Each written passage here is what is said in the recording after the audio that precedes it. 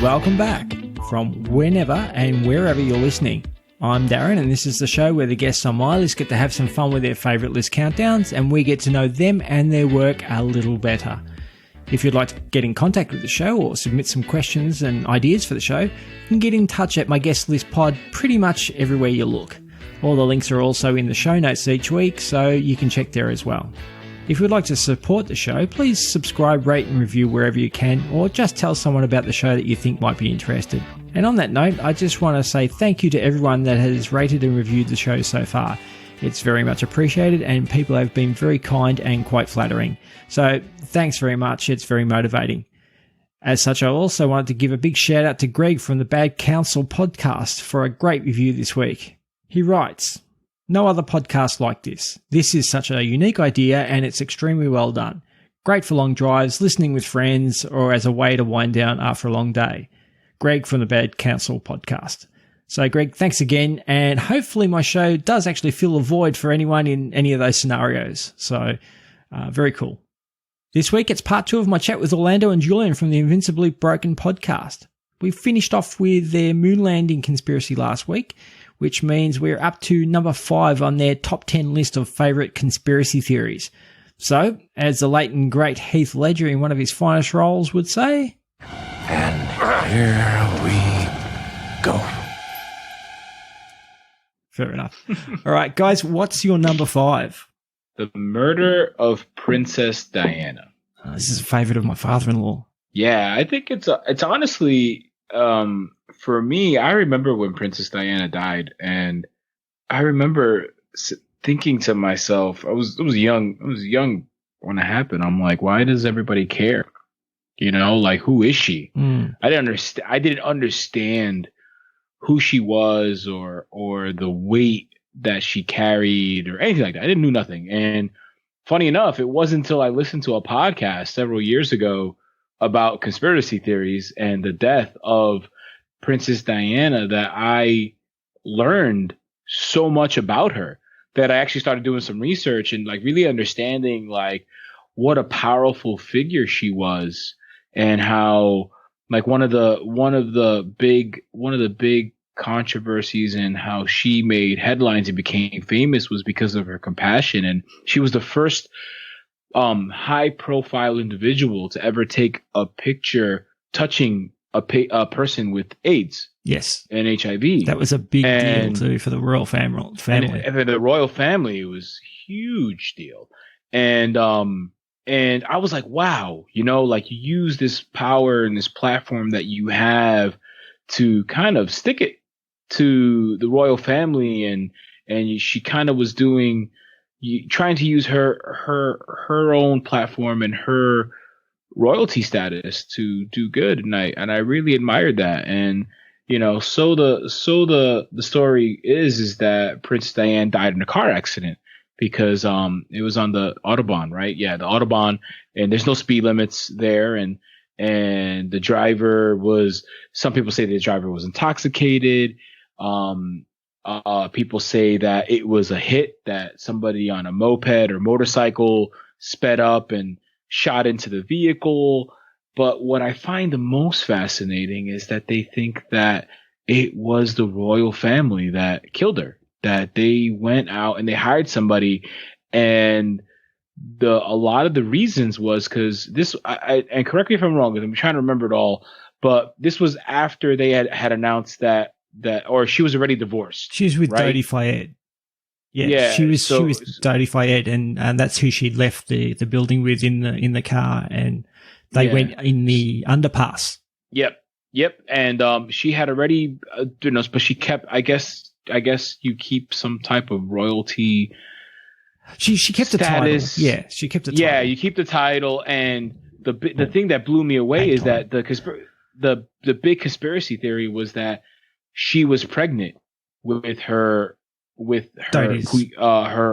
yes. Yeah. And the royal family could not stand the fact that they would have a brown baby in the royal family, because that child would have royal ties back to the royal family. And that was a lot of the reasons why they had her killed.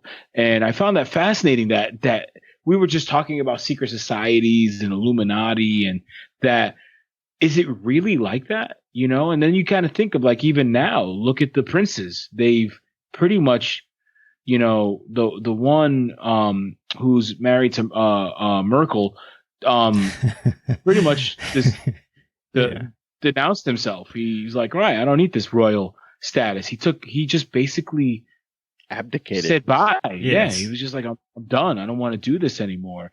So it kind of makes you wonder, like, did he find something out? Well, like, he also looks like, he doesn't look like Charles. He looks like there's a theory that she had actually had a dalliance with a member of the military. I can't remember who it was.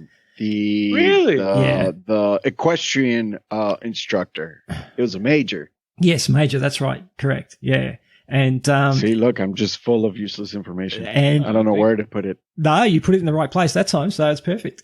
And that's it. He looks very, very similar to that guy. I can't remember his name, but to the major, and that's it's sort of like, I think most people sort of nearly take for granted that that's the situation, that she, like, considering if you've seen the tell-all documentaries that have come out about what she went through being married to Charles and Camilla and things like that. So you couldn't have blamed her, I guess, from finding solace in the arms of another man, considering, but who knows? Yeah, not for nothing. I really don't like talking trash about people, but damn, Camilla is a dog.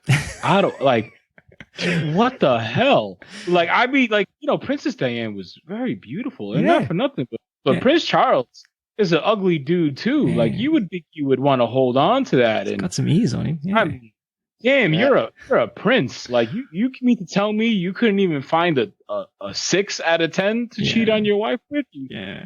Camilla looks like they put her together with like popsicle sticks and duct tape. And that's the thing. That's what I think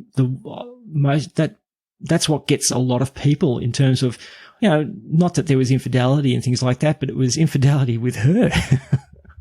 It's like, but anyway, again, let's not. You're the heir to the throne. Can you be just a little bit more picky, a little bit more selective? Trade up. But I think it's crazy. I never heard that theory that his father is I think it's James Hewitt. Is that what it was? Yes. James Hewitt. That's it. Exactly right. His father was James Hewitt. I don't know where that just came from. But I never heard that before. That whole theory. And you're right. He doesn't look like Charles at all, actually. Because you would think you would at least inherit those ears from his dad.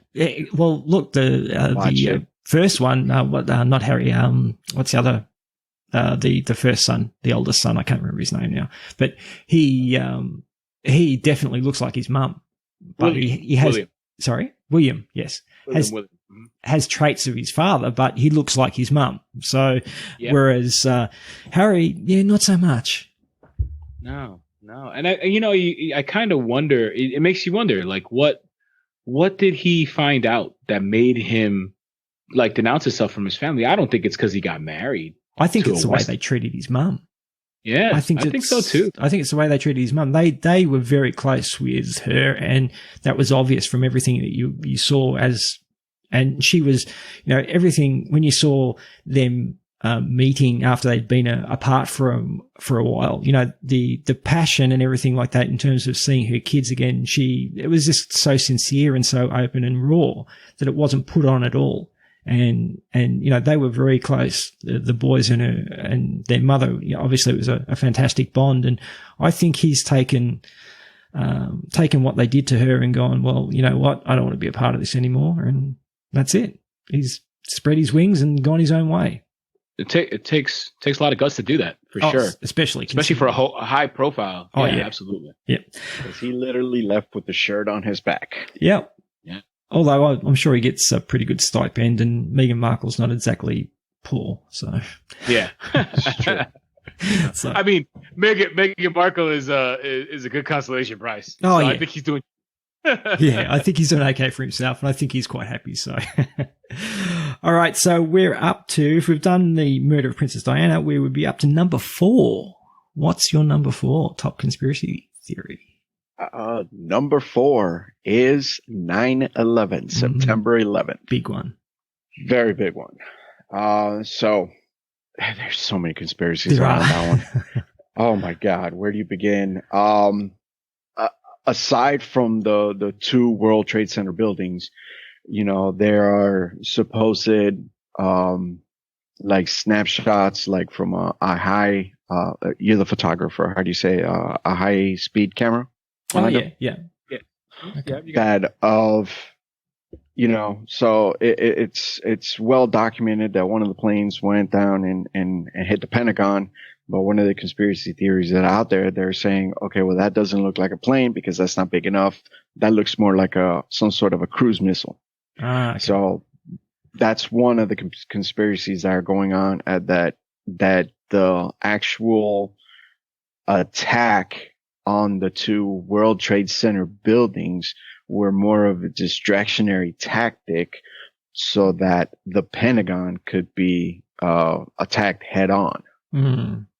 So that's one of the ones that is out there. And again, just like, well, no, let me not go there just yet. There are speculations that it was actually even an inside job on it. And then there's actually a lot of again, conspiracy theories that this is one of those things that we knew about it, but the government did absolutely nothing about it. That's a scary one.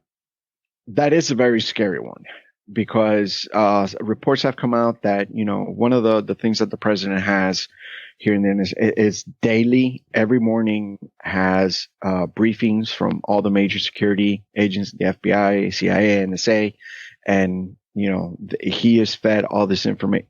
Well, yeah, because we haven't had a female president just yet, but he has fed all this information about what's going on, what they are seeing, what's the talk, and, you know, things like that. And it gets put in a brief, and he's briefed on all this so as to make all these decisions. And it has been said that it was intercepted, that they knew Osama bin Laden was planning the attack. Yeah. Now, I can't recall from the report that I read whether they actually said that it was going to be on the World Trade Center, but they knew that there was like an attack imminent on 9/11, because for us, 911 is when we call the police, we dial 911. Mm-hmm. So that's kind of like our emergency. So that was not planned. That was actually very significant. But that the government did nothing. It was also said that the previous administration, which was the Bill Clinton administration, they had been watching this activity going on for years, and that they did nothing. And then it eventually led up to this horrific attack on our soil. Well, something like that, I think, is probably, for me, scarier than even some of the other more out there type of conspiracy theories in terms of beam weapons and things like that, because that sort of plays into that whole Illuminati New World Order situation again too, in terms of, you know, if it was a cover-up for some sort of financial institution, because there's a lot of theories behind that in terms of the paperwork that went missing once the 2 buildings collapsed and were destroyed.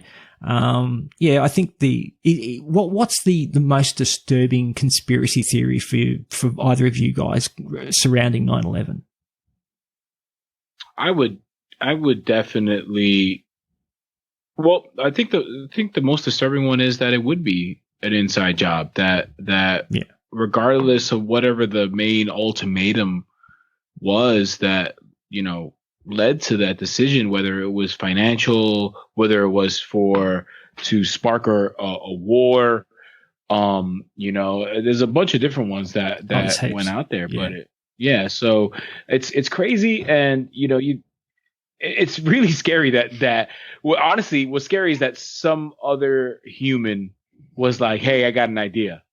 Let's crash a couple planes into really tall buildings.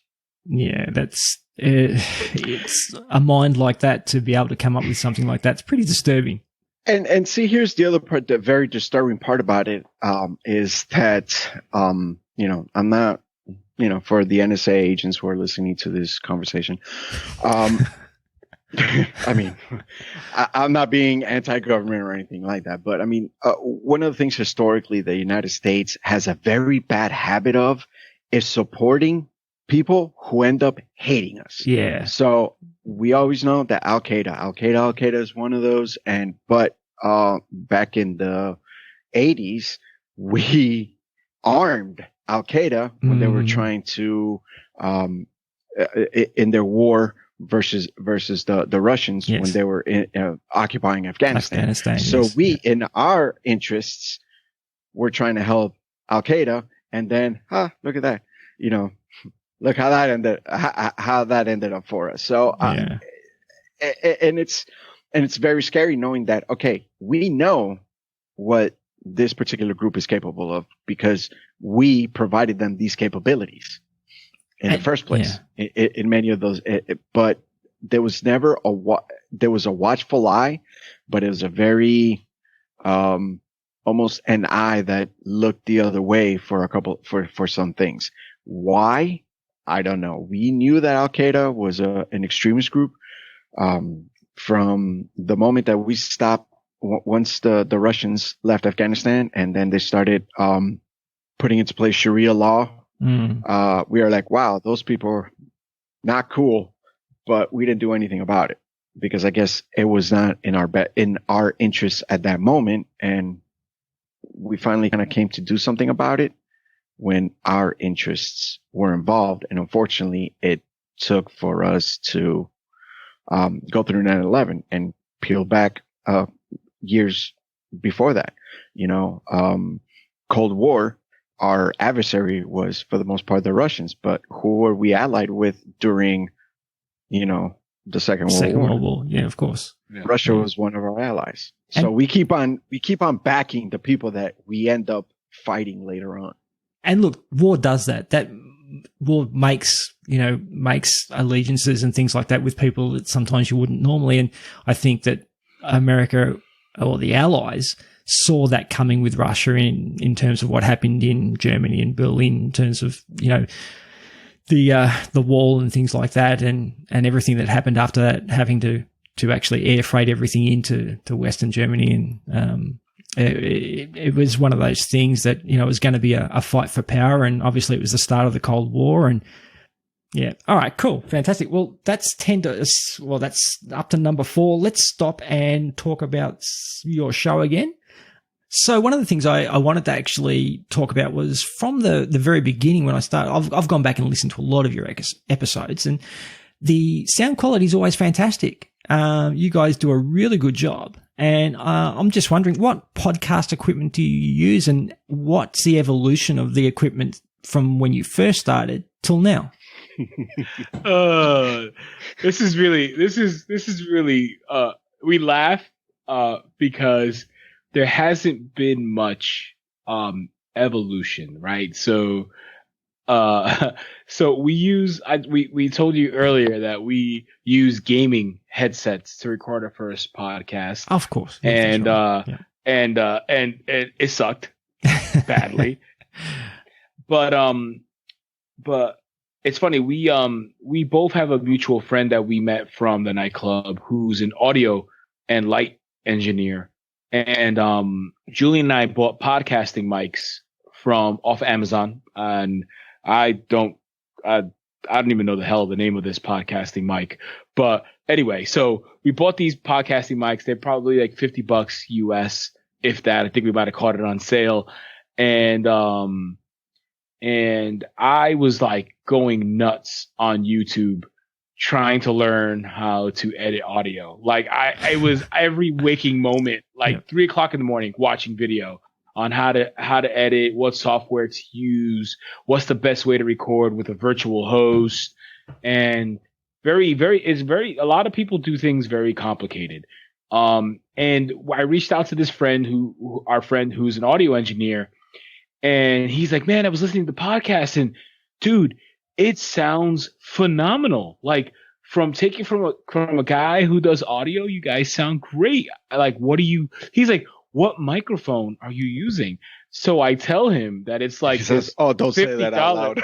Yeah, it's like don't ever let anybody know that's the that you guys are using. So it's a USB mic that plugs in to the back of our computer. Yeah. And I work a lot on post with the audio. So I edit the podcast exclusively, and I listen to a lot of our episodes, and I really pay attention to, you know, the ums, the ands. You know, I have a tendency to pop my P's and T's when I talk, and I talk too close to the microphone sometimes, so you hear my breathing or me gasping for air when I go on rants. I do that all the time. Yeah. Julian has like a nervous tick that he has to tap like his desk or shake his leg, and you can pick it up on the mic. Yeah. He's also his voice escalates as he talks. He doesn't talk evenly. Okay. So sometimes he talks really, really low, and then he moves up high, but then he goes back really low. Or Julian also has a tendency to mumble, and he doesn't enunciate a lot of his words. So I literally would listen to an episode. You guys are call friends, Julian. Right? Yeah. I literally will call Julian and be like, dude, you're fucking mumbling again. Cut the shit out. Enunciate. Separate your lips when you talk. And make an effort, man. Make an effort. Yeah. But then I'd be like hypercritical on me. Like, dude, like when I talk, it's like every time I say a P word or whatever. I'm the same. Yeah. So, and then like, you know, we don't have the luxury of living alone, right? We have small children. So Julian, I could hear Julian's wife carrying a conversation in the background. And so I had to learn how to eliminate noise in the background, how to flatten my bassy voice, you know, how to even Julian's tone out and how to make it clean. So I already have preset filters. I use GarageBand. Okay. It's a free application. Yeah. And I have preset filters. So when I go into post, I automatically set all these filters on, and literally it's literally cut my editing time from 2 hours an episode to get about 45 minutes to an hour and a half of published podcast to down to probably about 30 minutes. The only time it takes me a little longer if I need to go back in and re-listen to certain sections or cut out maybe something somebody said, or if the audio was choppy from a guest. Yeah. But yeah, so that's pretty much the process. So we use what we did splurge on was headphones. So we both use Barrett Dynamics ET770 Pros. Oh, okay. Yep. And these are a godsend to your ears, and I honestly really think it helps me a lot to pick up discrepancies in the audio when I'm listening. Okay, that's good. I guess especially for editing, so that's really good. Yeah, definitely. And on top of that, there's also the challenge. So since we're both remote, we record our own separate tracks. Yeah. Yes. So when we're doing a podcast, so we have to first, before we start recording, we have to sync the audio, yeah. Which is yeah, the clap method. Yeah. And then so the other thing is, you know, and I'm slowly going to start making the transition, but you know, Orlando is a Mac guy. Mm-hmm. I'm a Windows guy. Okay. So he uses GarageBand. I use Audacity. So once we do our sync, we do our show, I export it to a WAV file, and then on our email, which is everything is Google based from our website, I just drop it in the Google Drive, and then I let him know, hey, it's in there. He goes in there, he snatches up my audio, syncs it, and then that's how it comes out. Now, one thing though, and thank you so much for telling us that our sound quality is good, but you know, listening to the other ones like very echoey, and that's how we started learning about sound treating. Like right now in the house style, man, I'm like a dog with 4 buttholes because I have carpeting on the floor, and then I also have my little foam panels. So like my sound quality here is so much better than it was in my other home in Texas. God. Yeah, that's good. Oh my God. Because my home in Texas, I was in the dining room. Okay. You know, I made the little sound panel. Yes. Which improved, but you still get a lot of echo. And if my daughter would like run, everything was tile. You could just hear the click, click, click, click. Yeah. I think we would have to pause, let her go do her thing, and then pick up where we left off. I think for your listeners that, you know, when they listen to this podcast and they're trying to learn how to become podcasters, it's crazy how much information is out there on how to do a podcast and what's the right way to do a podcast. And, you know, we met Darren through a podcasting group on Facebook, and everybody has a solution that they think is right. And they think you have to spend ridiculous amounts of money on equipment and all this stuff. And, you know, you got to find what works for you. It's a lot of trial and error. But the best thing I could tell you is just get out and do it. And honestly, I think editing in post is probably more important than the equipment. A good pair of headphones so you can listen to the sound and good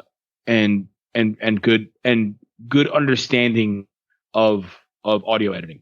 My opinion. Okay. Look, well, hopefully when you listen back to this, if you do listen back to this, that you won't be too unimpressed with what I've done, because my editing is pretty basic at the moment still. So I think honestly, mine is pretty rudimentary too. Like I don't really do a lot. Like I just, you know, you hear the same voice over and over again. So you'll know what you sound like. I'm sure for you, it's going to be a little different because you have guests and some people might be talking to you on AirPods or, you know, whatever the case would be, but you'll get there, man. I have faith in you. Thank you. I appreciate it. I mean, at the beginning of the show, you said, "Oh, I got to do my mixer." I was like, "Man, we don't have mixers." Mixer? Yeah, I know. I was like, man, I know. We got a low budget.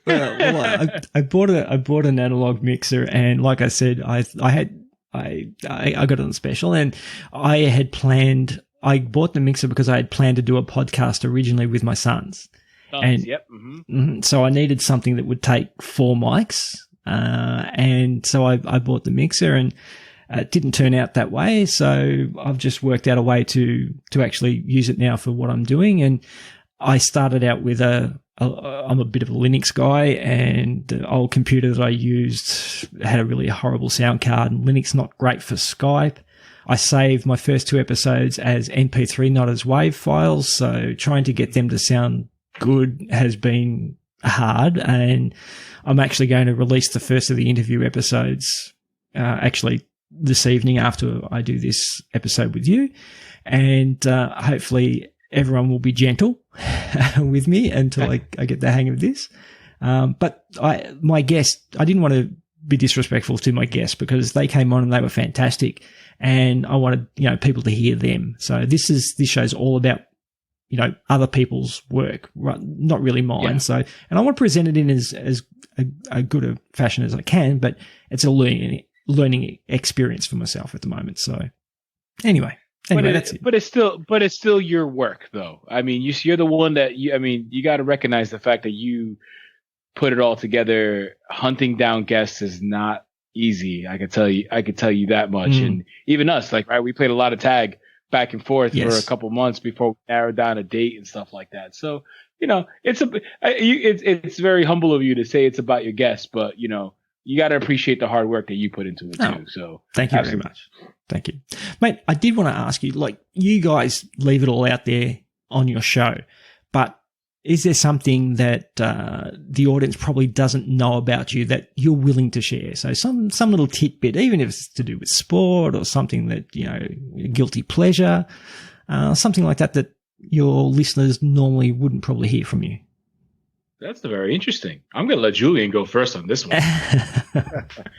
So I'm going to tell you exactly that there's, like you said, we like to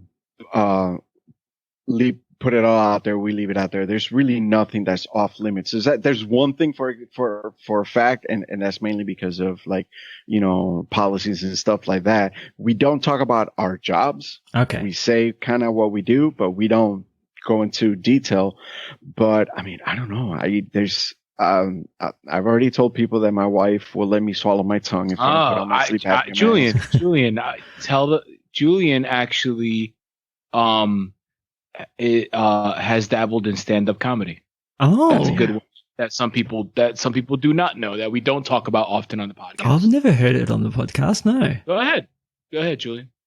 I dabble in stand-up comedy. I mean, how else am I going to do that? No. I mean, I've tried. I've done a couple of open mics in previous employers. Whenever we had like the like the company party, they would just tell me, "Hey, go tell some jokes," and I'm like, "Okay." And then a friend of mine from high school, which we actually had her on her show. She's a stand-up comedian, and she kind of told us about now that virtual open mics. Okay. So I've done 2, but after that time, that's kind of when I was notified by my employer that I was going to have to relocate. So all that other stuff got put on hold. Yep. But yeah, that's, I love, I mean, Orlando and I both love stand-up comedy. I mean, that's one of the things that we love stand-up comedy.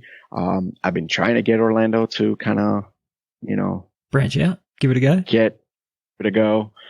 He keeps telling me, yeah, I'm going to do it, but hasn't. But it's fun. I enjoy it.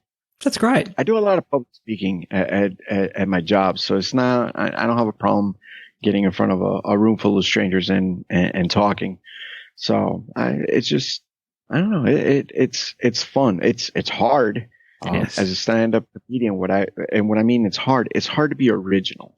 Yeah. And that's one of the things, because you could very easily say one bit and then you're like, son of a biscuit. Somebody else said that before. And then you end up with a whole, Mancia Rogan situation. Yeah. And you just don't want and it was unconscious. You didn't mean it. And, And that's funny that you talk about that, that dynamic between, Joe Rogan and what's the other guy's name? Carlos Mencia. Yeah. That got really heated. Oh, that got ugly. Yeah. That was a crazy, that was like the soap opera of the comedy world. Yeah, for a long definitely. time. Yeah.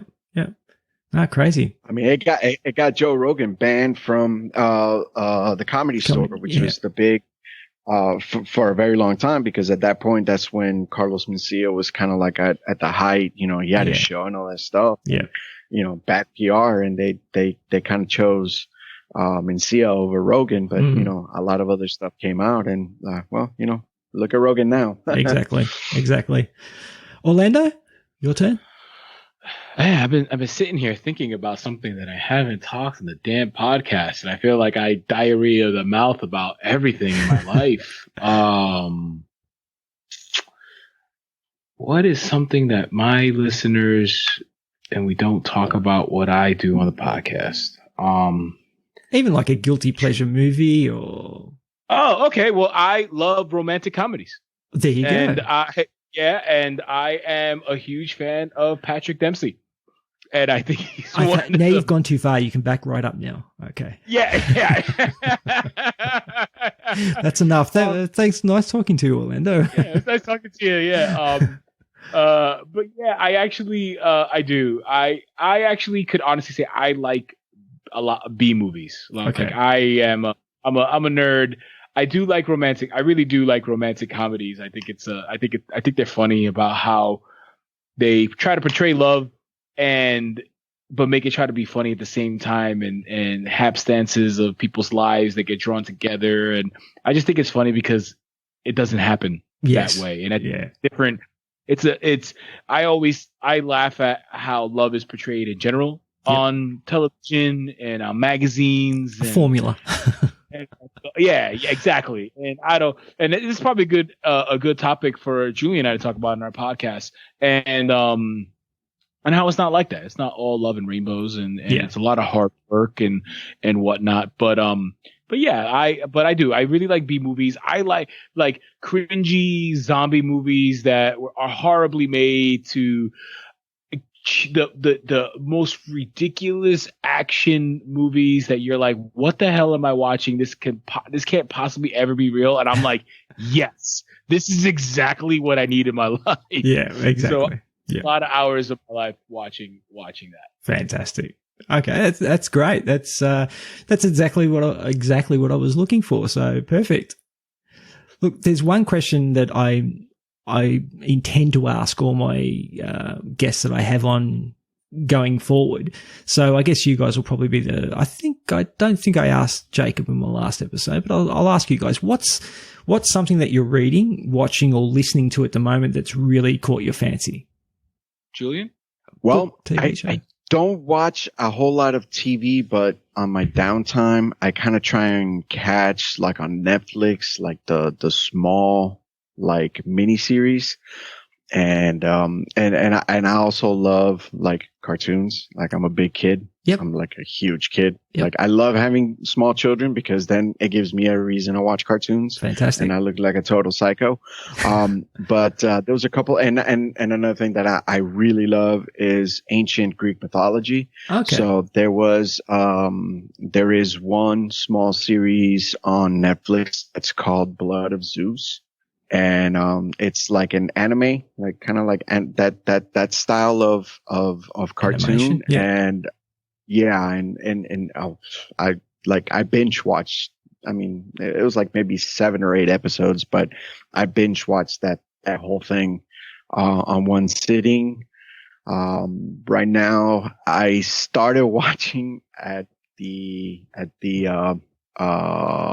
recommendation of my podcasting partner. I started watching Z Nation, which I love, like bad zombie movies. That's a bad series. I've been watching. I've seen that one before. Yeah. But I don't know what it is. I love watching train wrecks of like movies and shows. I'm the same way as Orlando. I just B movies. I love B movies. But I just love watching these train wrecks, and I kind of put the whole Z Nation on hold for now, and then probably now that I got some vacation time coming up in the next the next 2 weeks, I'll probably pick it back up again. Cool. Orlando? So me, I'm always reading and watching something. So I have a great passion around reading. But again, I'm a nerd. So right now, the things that I'm watching, I just finished rewatching The Last Airbender. It's an anime show. Great, fantastic. Automated series. Yep. Love it. So I just finished watching that. And of course, I am watching The Mandalorian, which is phenomenal. Yes. If you haven't watched it yet, get on it, because the last few episodes have blown my mind.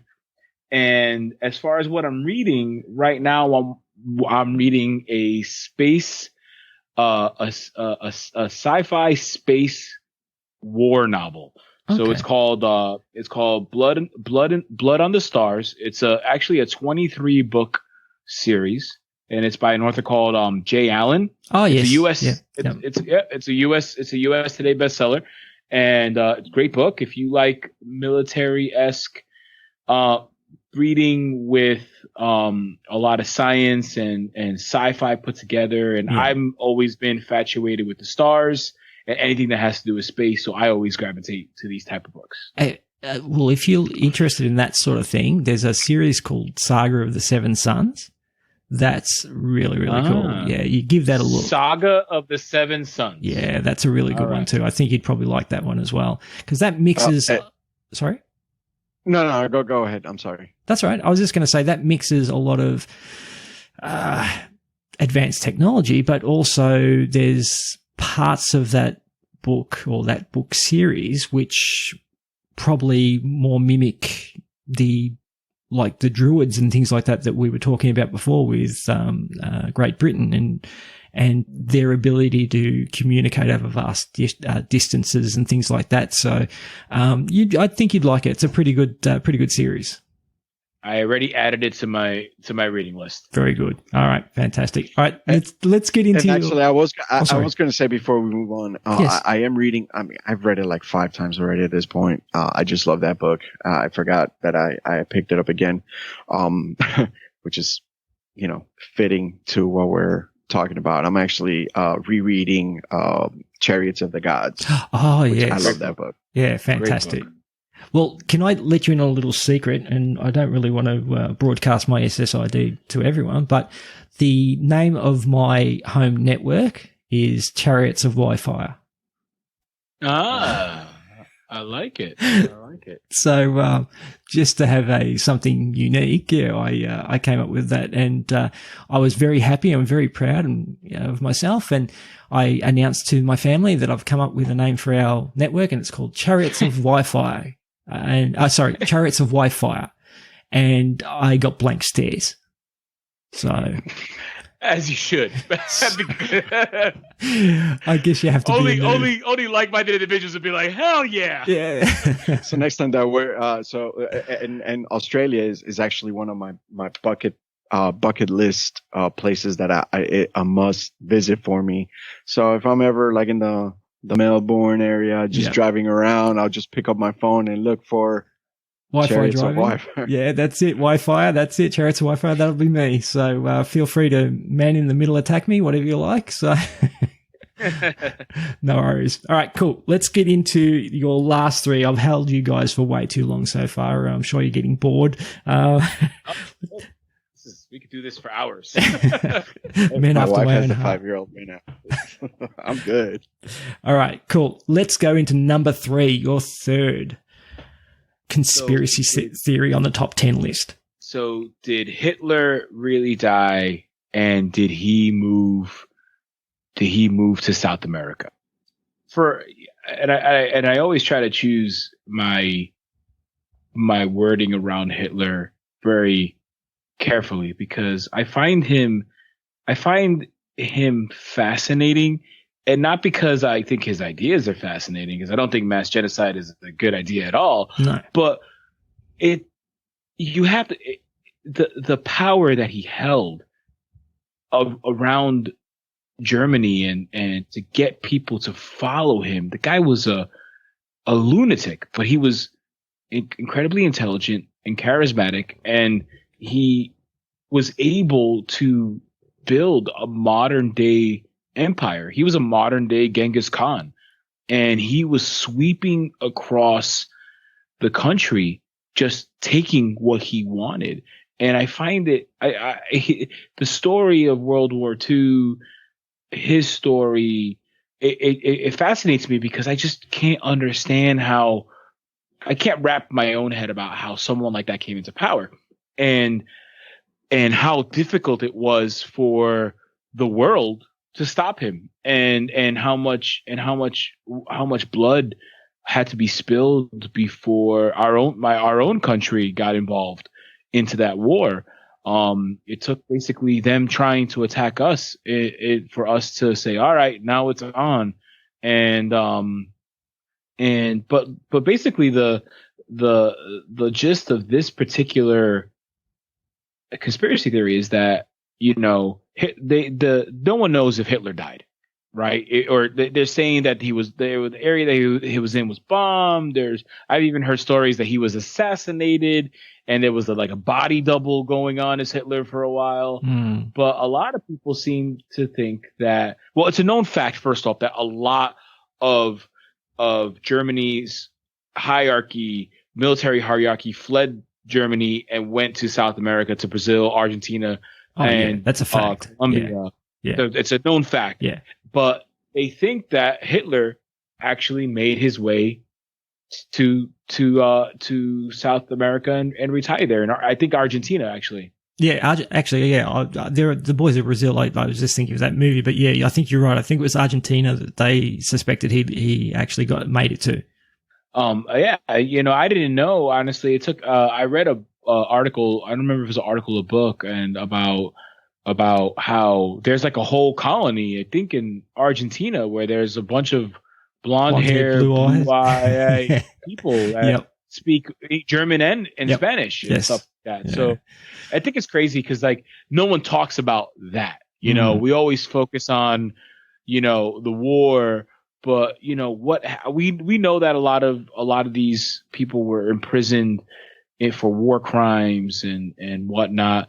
but a lot of them got away. And where did they go? Or they went to other countries where they got jobs and they got to continue whatever experiments or whatever they were doing. So Operation Paperclip. Yeah. So Russians and the Americans got all the good scientists. All the good sciences. Yeah, they put them to work, and it's I think it's fascinating because we always talk about war and what happens, but the aftermath and what happened to certain people. Because when you think of war, right, you think of World War II. What's the first thing you think of? Hitler, of course, right? Nazis. Like no one ever talks about who Japan. No one talks about the other powers that were in the axis of evil. There were a lot of other players out there, and so I just find it fascinating. I always think it always strikes a chord to me. And that's one that I really enjoy, especially after I believe actually it was the History Channel put out that series called Hunting Hitler.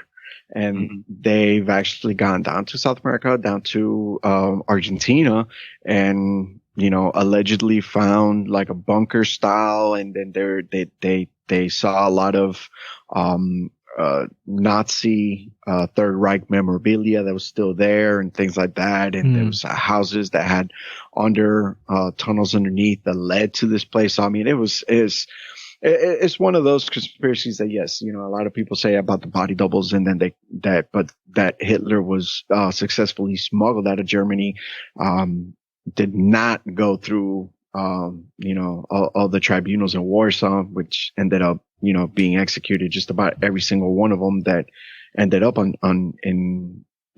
trial in that tribunal. But yeah, there's a lot of documented cases of Nazis having fled to South America. Definitely, and that's the thing. The only thing I find hard to believe is that he'd gotten to a point where he was so drugged up that he wasn't going to surrender, and I don't know if he was in a state of mind where he could have actually. And he had a lot of people who, by that time too, didn't believe in what he was still espousing in terms of taking over the world, and didn't think it was possible. So I would have thought it was more on the cards that he was going to get assassinated by one of the top military or something like that. So rather than them actually help his escape, there's so many variables that could be taken into account. And like you said, no one probably actually knows for sure. Adolf Hitler knows for sure, but that's about it. Absolutely. Yeah. It's one of those things that we'll never know. No, sure. Exactly. So, but it is an interesting conspiracy theory, that's for sure. So, okay. So number 2, and I guess there's not too many bigger, at least on Earth. So what's your number 2 in terms of top 10 conspiracy theories? So number 2 is everything surrounding, former president, yes, because he was assassinated, John F. Kennedy. Mm-hmm. Wow. I mean, it almost doesn't get any bigger than this. I mean, between the reason why it's number 2 on our list is only because our passion for number 1. But, this is something that, first off, everybody knows. It doesn't matter if you live in the United States or you're from another country. Like, everybody knows who John F. Kennedy was. Yeah. Everyone's heard the stories. American royalty. And exactly. And it's just fascinating because it has all these different little facets, right? Like, the mob, a magic bullet, a patsy, an impossible shot, all these different things that the Russians, all these different Cubans. little, the Cubans, cancer all monkeys. These little different gas monkeys, cancer monkeys, cancer monkeys, so Castro, all these little things that are in this wheelhouse, and you sit there and you're like, well, is it true? And it's always hard because it's a modern day conspiracy, But the information that we had then to now, and all the secrecy and the blacked out reports and stuff like that, it's just the movies, like everything around it is just, and then that poor family's history of death. Yeah. Right. Yeah. And his son and everything. So yeah, his son died. Was Bobby Kennedy. Bobby Kennedy was attempted assassination. Just you almost wonder, he was assassinated. Assassinated. Sorry, wasn't there another Kennedy that was attempted assassinated? I'm not sure. Unless it was Bobby, and then they got him. I don't know, Teddy. They kept feeding him, I guess. But yeah, that family. You almost want to know what that family was into. Yeah, yeah. And there were a lot of conspiracy theories about what they were into, actually. So yeah. I think Marilyn Monroe. Oh yeah, he was into her, really.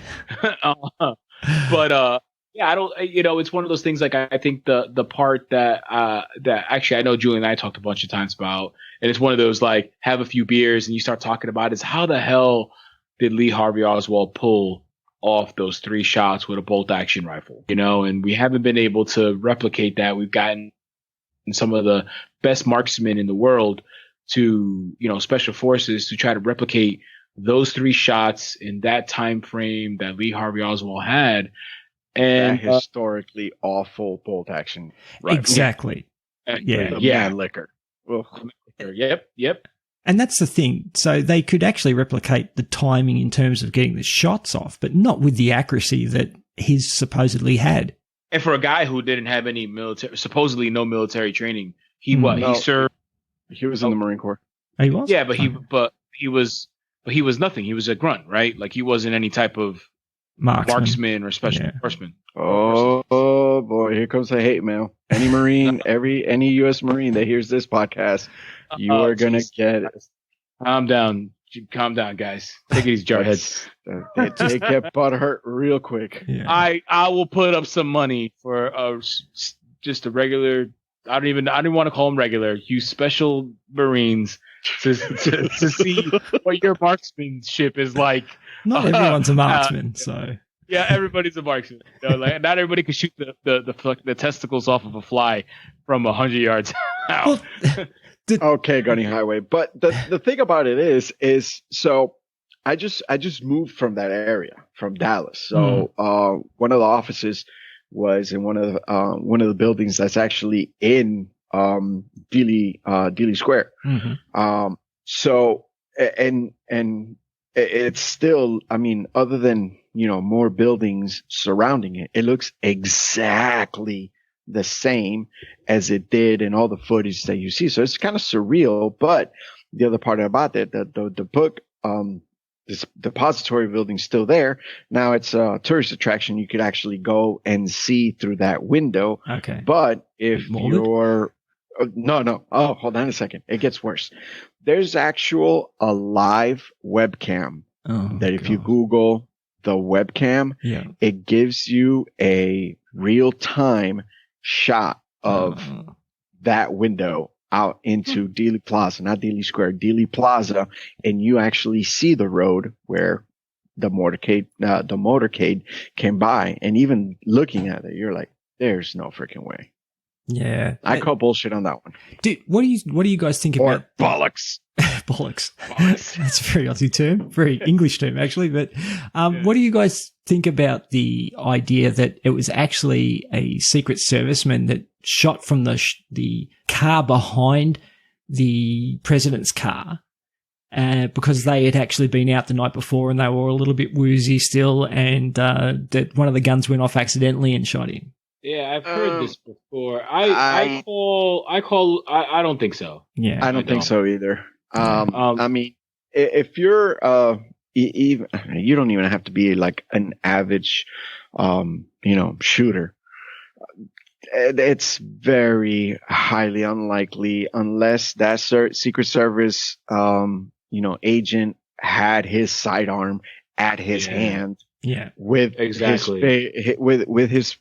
finger literally on the trigger, and with already like 3 pounds of pressure on the trigger. Yeah, right? Yeah, I think I don't. I I don't know what the exact schematics of or whatever that weapon was that Secret Service was holding, but I think the average law enforcement, and Julian, I don't know if you know that know off the top of your head, but I think the average pounds of pressure to pull a trigger on a law officer, like a police officer's sidearm, is 7 to 9 pounds of pressure. So that's a lot. Say that they carried 1911s actually. Oh, really? Oh, so then I almost want to say that they carried 1911s. So at least 7 to 9 pounds of pressure to pull the trigger. So an accidental shot, like Julian said, your finger would have to be on the trigger, tensed, like with the intention to pull the trigger. And you know, these Secret Servicemen that they're constantly trained. Like, I mean, the trigger discipline. I mean, these are things that are pounded into your head from get go, you know, you know, so I find it hard to believe. I believe there were multiple shooters, but I don't think it was being shot by accident by the guy that was supposed to be protecting him. So Julian, you're ex-Army, and Orlando, you're a gun enthusiast, correct? Mm-hmm. So what's your opinion in terms of dossier on it? Sorry? No, go ahead. You have a dossier on us. I know. Hey, he knows everything. I listen to you. I listen to you. I like to listen to your episodes anyway. But before I do any sort of interview, I like to do my research and I listen to my guest podcast because I'm genuinely interested in your show. So, and I try to retain as much as I can. So. That's good. You have a hell of a memory, man. But go ahead.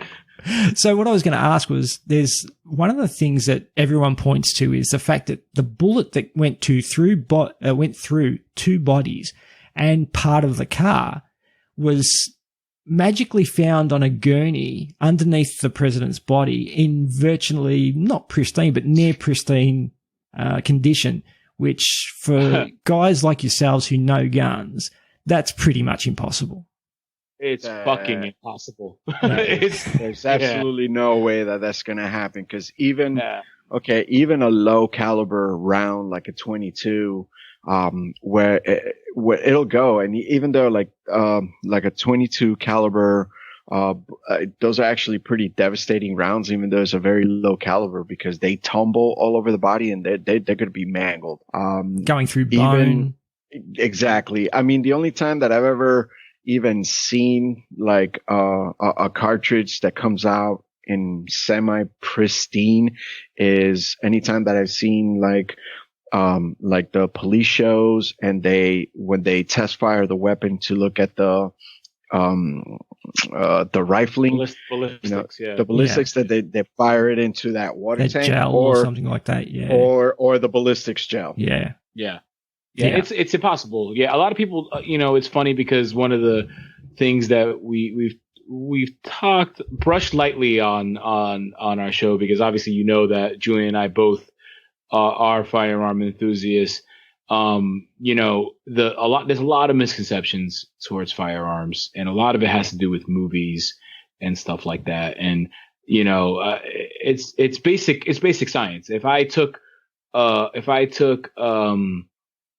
a glass and I threw it against the wall, there's no way that glass is going to come out in one piece, and high velocity rounds, anything moving at a high velocity, doesn't matter what it's made out of, is going to receive some type of damage. So to believe that a bullet passed through two human bodies and then got lodged in a vehicle or just magically landed on the parking, it's impossible. I mean, even if it gets lodged in your body because you shot somebody and it ricocheted off their collarbone, you already have bullet fragments because bullets are designed to do that, to fall apart, to cause maximum damage. Yeah, exactly right. Yeah, so I was interested to see what you guys would think about that, and I think it's one of the they talk about evidence that you can't sort of refute. That's one of the things that it's just completely nonsensical. Yeah, it doesn't make any sense at all. Like, I don't even know how that even was a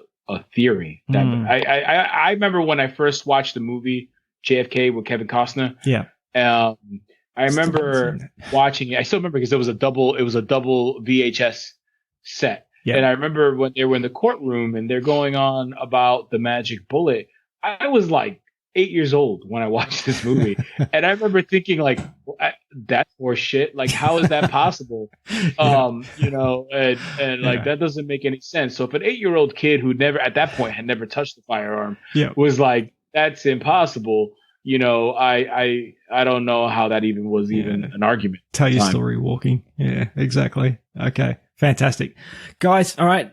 Let's wrap it up with your number one. What's your number one? And I think most people would probably understand if we've gone through everything we have so far that there's only one really major big conspiracy that you could be looking at. What's your number one conspiracy? Are we alone out there?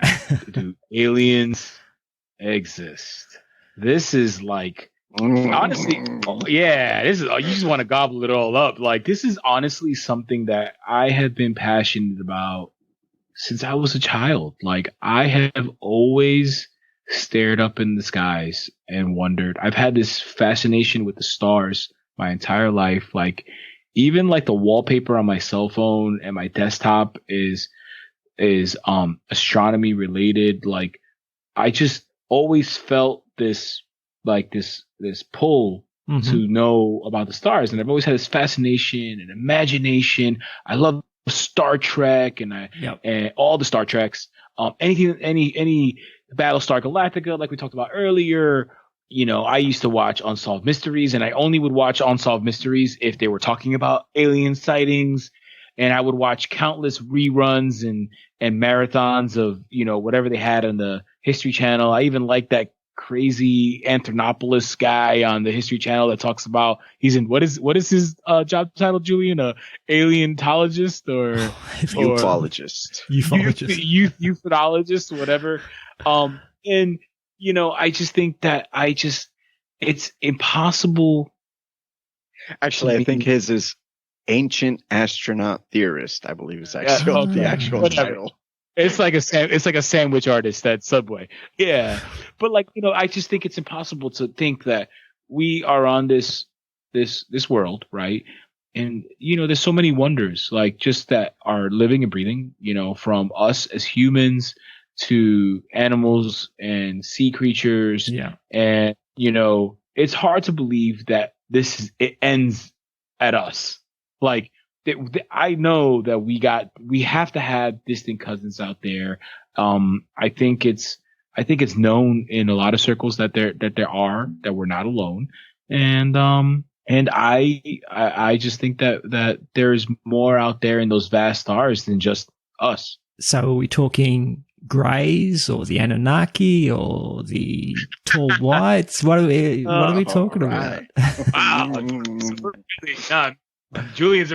Julian's chopping it. I'll let you go, Julian. You go. I'm salivating. So it is funny because like, this is one of the debates at home because like my wife is like 100% like a non-believer. Like, oh my God. And I always tell her that's kind of a cocky thing for us to think that we're in such a vast universe. We're the only ones. And then I happen to be watching like one of those. I'm also big science, you know, like Discovery and all that stuff. I was watching something about the universe, and they were talking about like the Hubble telescope, and then that they found that all these galaxies, within these galaxies, there's thousands of planets, and some of them are, from what they can see, are similar to ours. And then I just look at her. She's like, yeah, but ours is the only one that has life in it. I was like, oh, you gotta be fucking kidding me. But I have here we go. Goldilocks zone sort of thing. So yeah, exactly. I'm about to be excommunicated by my mom. But you know, I do believe that that there's got to be something there. It just would not make sense. Yeah, exactly. The odds of such a vast universe that we haven't even began to, you know, scratch the surface of just how vast it is that that's kind of cocky. That's like super cocky of us to think of that. And, you know, I don't want to say that I'm an ancient astronaut theorist, but just like we kind of alluded to some of the other theories, you know, talking about the Egyptians, the monoliths and things like that. I mean, when we're talking about things that without what we consider is our advanced technology, we cannot duplicate. How the hell is early, pre-bronze, age man, sort of thing. Yeah. Exactly. How are they achieving it without some sort of help? You want to call it divine help? Cool. We'll call it divine help, but it's still help. It's still going to be outside assistance one way or another. Yeah. And, it even goes to the evolution of man. I have a belief that we are a hybrid species. Because I had this conversation with Orlando one time that it was one of my beliefs is what is, as far as within the animal kingdom, what is our nearest relative? Primates. Mm-hmm. Okay. So how come we are not still in that primate and they continue to be primates, orangutans, gorillas and all that stuff. But then we took this very similar, but now we evolved, quote unquote, to where we're at. Where at what point did we make the evolutionary right hand turn? Was it by chance or was there some assistance? Yeah. And that's the thing. There is a missing link. There is a quantum leap in terms of evolution that we took that they still really can't, they can't really account for. So it does make you wonder how we made that leap to, from, an offshoot of primates possibly, or to the more conscious, self-aware people that we are nowadays. It's, there's obviously primitive man and Neanderthal man and things like that, but there is a jump. There is a quantum leap that they can't account for, and that's the missing link. And that's, and even in other conversations, because now we're seeing that a lot of the primates like orangutans are starting to become to that pre-Bronze Age, almost, Neanderthal men, because now they're starting to use tools. Yeah. Yep. Very rudimentary tools, but they're starting to use them. Okay. We have cars. So at what point did we stop, digging at our relatives' hair to pick out, bugs and eat them to, a hop, skip, and jump from having my flying car, which I'm still very upset that we don't have. Yeah, I know. But at least we got the Nike runners from Back to the Future though. You just got to have $40,000 to pay for them. So yeah, you can go fuck yourself. Yeah, but yeah. So you think about it, right? And I like to play around with this. Like I'm a Christian, but I have this love for sci-fi and extraterrestrials, but like if you look at even the history of man and how we, I guess you would say, became civilized and put into order, when that leap came and when we had our golden age of birth, like you can take the Bible and you can look at the Bible and you can and read it from back to front, and you could see how people interpreted these miracles and these doings of God and Jesus and angels, and you almost want to think that the stories kind of all like fall hand in hand together. Like you have this superior race of beings, right? Where this superior race of beings, he calls himself God. He has a son, he has angels, and he creates men in his image because whatever, this is what he wants. This is, he loves, maybe it was a project or whatever, and he felt that he can help evolve. Maybe it was to be better than what they were, right? Yeah. Than God was the intention, and he falls in love. And then you have the story of Lucifer, a jealous brother that's like, why do you love these humans so much? And there's this war, and then you have Adam and Eve, whichever way you want to interpret it. But then all of a sudden it's bestowed upon us a rule book, the commandments, and you teach humans that to be fearful of God. And, if you don't do something right, God will punish you. You will not be allowed to enter the gates of heaven. What is the gates of heaven? Is it a transcendence into another spiritual realm, Plane or is it dimension. another plane of existence? You know, a lot of different things. You know, I try to be as open-minded as possible when it comes to things like this. And this is stuff that I just thought up on my own. Like, what's the best way to keep people in check? Law and order, you know, Organized promise them religion something. Yeah. Religion does it, you know, but where did religion get that idea from? You know, was this bestowed upon us? Like, yes, it's been passed around like a game of telephone. Like, nobody knows who the hell to believe in, and people are fighting over their gods and mythologies or methodologies or whatever you want to call it. But yeah, so, you know, is it that hard to believe that, you know, some little green or gray man came down, sprinkled some fairy dust on some monkeys, and boom, we became humans? I mean, Emerald Lagasse. Bam! Yeah, exactly. Bam! Look what I did, mommy. You know, like, you know, like, and I'm gonna just kind of jump on, right in here real quick, because you bring up, I love your point, because, you know, I'm going to stir the pot a little bit on this one, because, so, you know, we're taught about God and everything. You know, I'm a Christian as well. You know, I have my beliefs, but we're taught but what our religion tells us.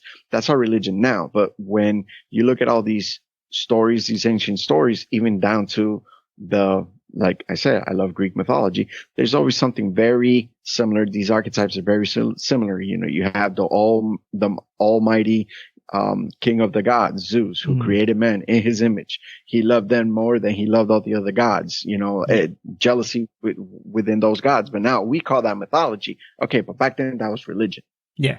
Yeah. So in 1,000 years from now, what our belief system, our spiritual belief system might be thought of as mythology. Oh. And whatever is going on then is going to be the religion. So, I mean, time does that to things. So. Yeah, right. But the one constant in this is always these all powerful beings that come from another place, another plane, another land, you know, the stars, the heavens, whatever, and they perform miracles, influence man, whether for the good or the bad.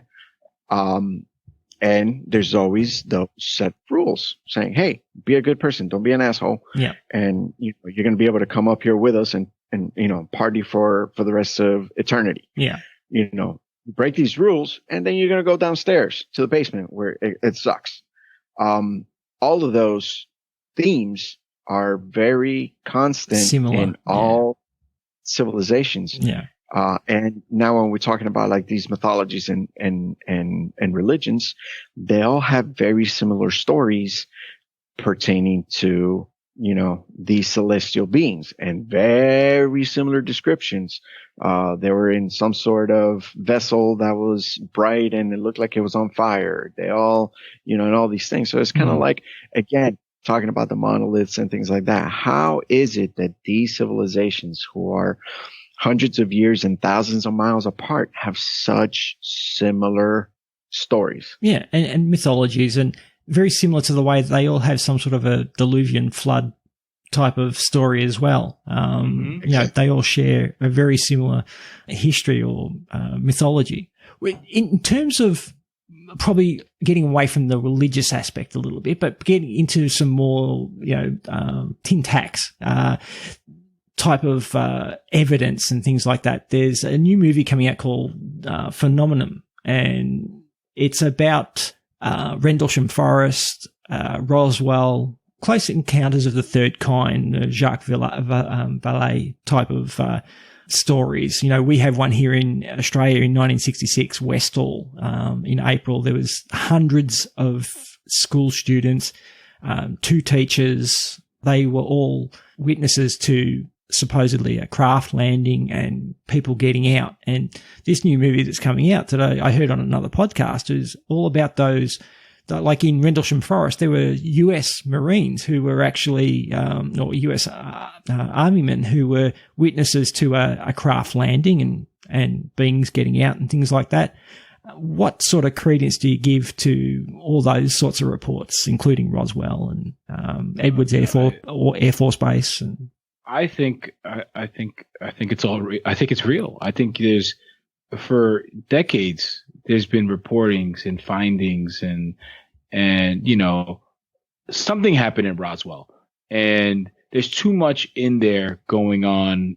There's too much in there to just keep hiding over and over again.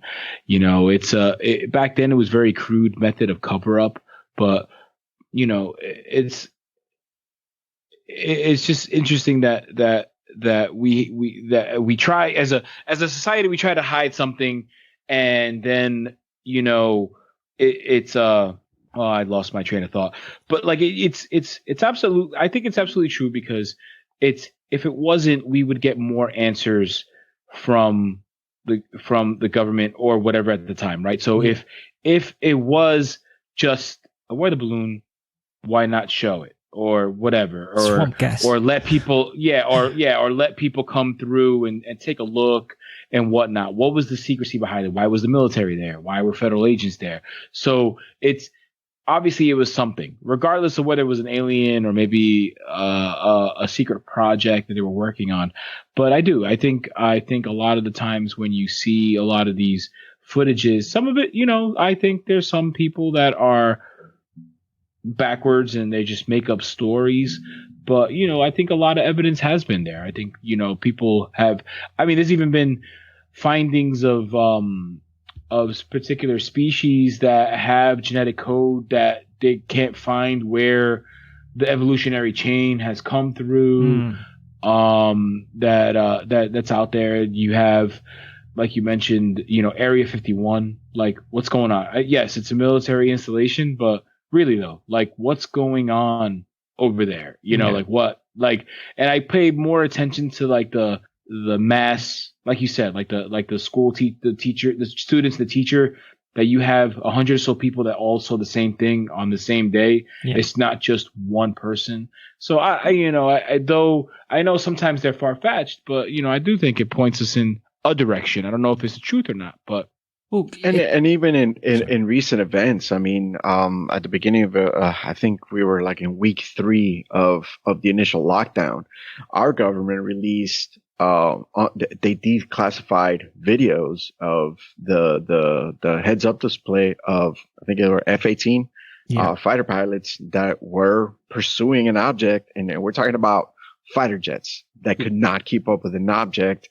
And I'm like, and the government basically said, yeah, fucking, we don't know what they are either. Is that the Commander Fravor Tic Tac video? You're talking the Tic Tac video, yep. Yeah. Mm-hmm. Yep. So Commander Fravor, yeah. Commander Fravor, yep. Yeah, mm-hmm. Yeah. It's pretty damning evidence. And it's damning evidence, but it's coming from a United States captain in the Air Force. Like, it's not like this guy has a record of drug abuse. Like, you can't discredit him. Exactly he's right. I think he's a decorated pilot, for God's sake. And then there's also other ones like Bob Lazar's story. Oh, of course. Somebody who was completely disavowed by the United States government to later be like, oh shoot, my bad.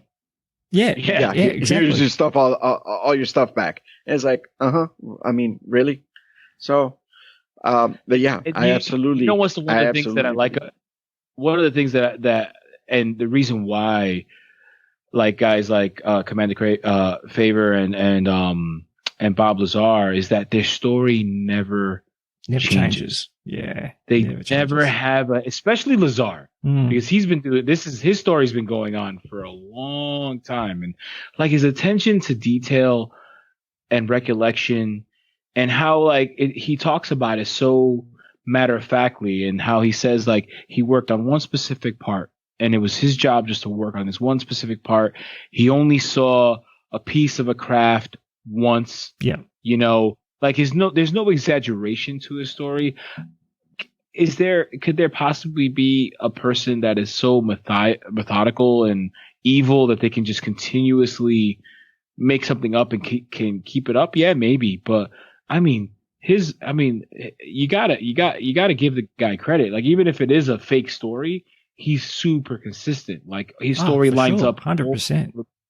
Yeah. Well, the other thing is, obviously, the American people were given the information that the American government had their advanced aerial threat identification program all this time as well. They had ATIP for a fairly long time, and that was all because of UFOs that they couldn't explain where they were from, and they didn't know. You know, it's obviously not their technology that, which is a common and a favorite theory, that it's advanced weaponry from either Russia or America or something like that. But they wouldn't have set up ATIP if they knew where all this stuff was coming from.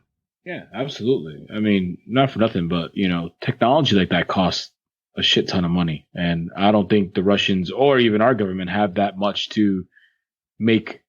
If we had technology that can move like we've seen in those TikTok videos, I think that we wouldn't have the issues that we'd be having in this world. I think there would be a dominant government over everybody. Like, you know, like you countries like America and China and Russia are the first ones to boast.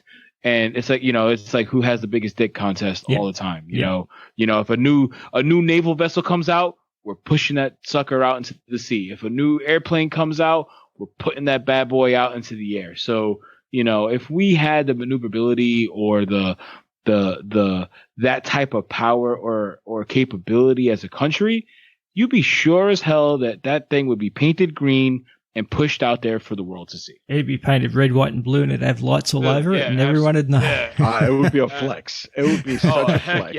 Yeah, for sure. And we'd be saying, probably be named something Kennedy. Yes, exactly right. Something Kennedy. And we'd be saying, Australia would be saying, yeah, they're our mates. So yeah. All right, fantastic, guys. They might name it Johnson. I don't know. Yeah, that'd be pretty cool. All right, guys, this has been really, really fun. I've really enjoyed it. It's been fantastic. I hope it's been as enjoyable for you as it has for me. I'll give you the chance now to let everybody know where they can find the Invincibly Broken podcast and where they can get in contact with you guys, listen to you guys, and follow you on all your social platforms. So go ahead and plug away. Absolutely. So you guys, first off, thank you very much for the opportunity. It was a blast. We had fun. We love to geek out about all kinds of stuff. So thank you for the opportunity to sit here and talk to you. So it was a pleasure. My pleasure. For all you guys out there, if you want to join Julian and I in our endeavors and conversations and want to chime in, you can listen to the Invincibly Broken You can listen to the Invincibly Broken podcast on any major podcasting platform. You can listen to us on Apple Podcasts, Google Podcasts, Spotify. We're on Amazon Podcasts, iHeartRadio. We are everywhere.